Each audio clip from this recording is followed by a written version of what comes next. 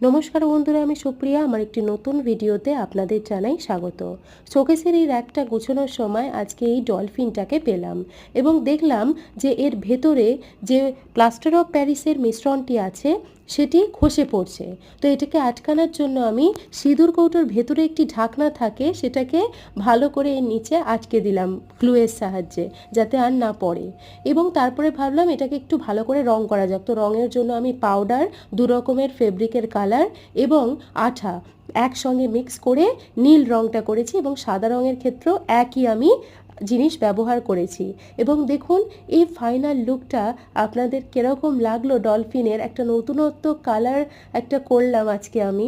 তো কীরকম লাগলো আপনাদের প্লিজ আমাকে কমেন্ট করে জানাবেন এবং যদি ভালো লাগে প্লিজ একটা লাইক করবেন এবং আমার চ্যানেলের পাশে থাকবেন অবশ্যই। তো ভিডিওটা দেখার জন্য অনেক ধন্যবাদ আপনাদের।